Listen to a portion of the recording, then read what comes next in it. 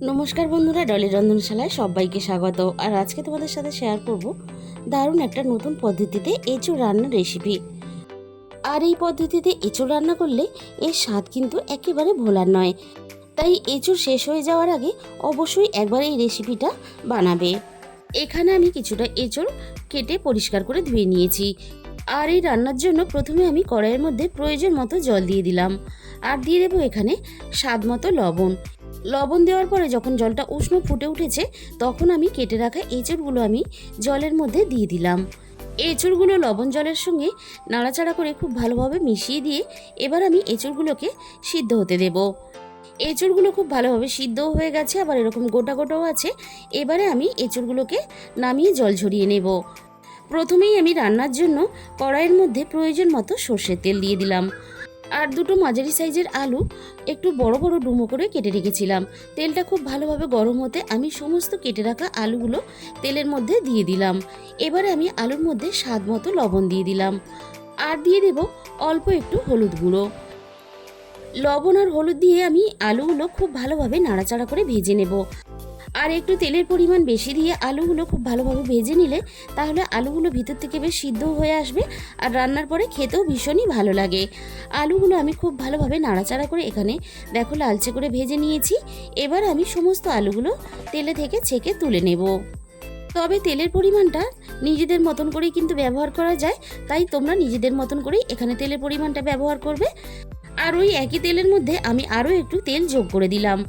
আর এই রান্নাটা যেহেতু আমি মাংসের মতো করে রান্নাটা করব, তাই এখানে কিন্তু তেলের পরিমাণটা আমি একটু বেশি ব্যবহার করেছি। এবার তেলটা খুব ভালোভাবে গরম হতে আমি ফোড়নে দিয়ে দিলাম অল্প একটু গোটা জিরে, আর সাথে দিয়ে দিলাম দুটো তেজপাতা কুচি।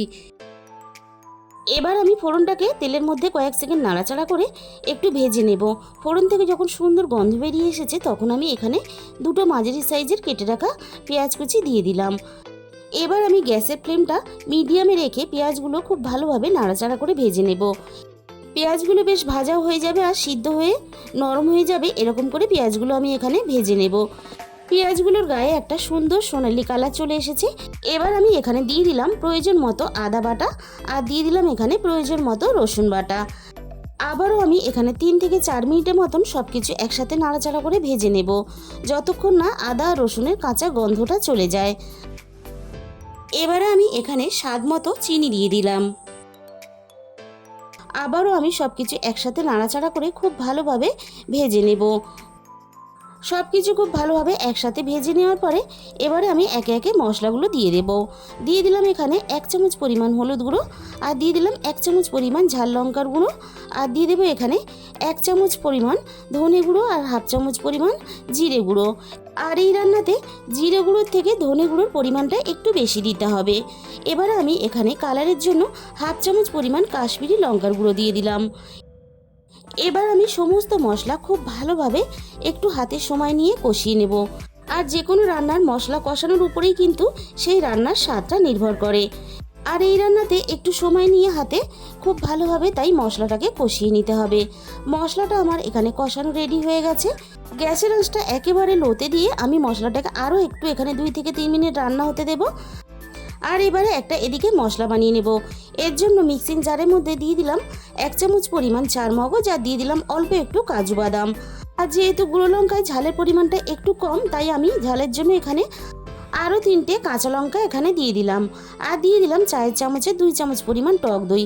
সব কিছু খুব ভালোভাবে একসাথে একটা পেস্ট বানিয়ে নিলাম। আর রান্নার মধ্যে আমি দিয়ে দিলাম। আর এখানে স্বাদ মতো লবণ দিয়ে দিলাম। এবার আমি গ্যাসের ফ্লেমটা একেবারে লোতে দিয়ে টক দইটা মশলার সাথে খুব ভালোভাবে কষিয়ে নেব।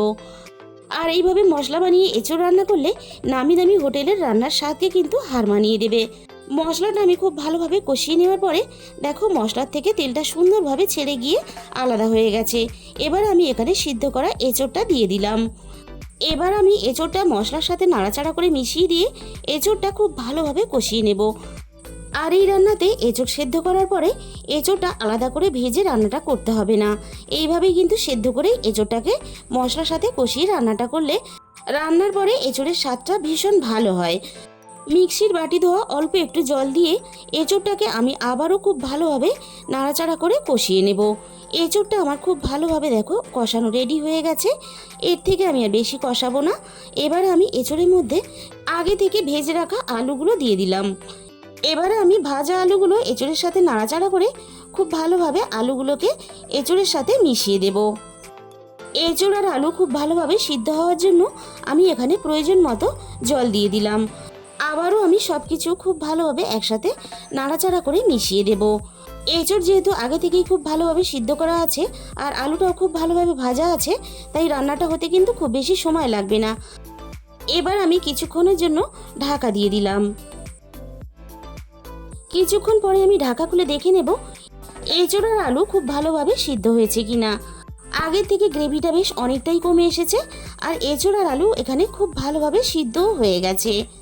আর তাহলে বন্ধুরা, আজকের এই এঁচোড়ের রেসিপিটা ভালো লাগলে প্লিজ একটা ভিডিওতে লাইক করে দিও আর তোমরা কমেন্টের মাধ্যমে জানিও তোমাদের কেমন লাগলো।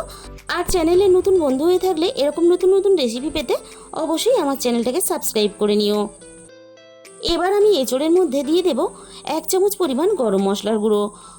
আর এঁচোড়ের রান্নাতে একটু গরম মশলার পরিমাণটা বেশি দিলে রান্নার মধ্যে ফ্লেভারটাও বেশ ভালো আসে আর খেতেও বেশ ভালো লাগে।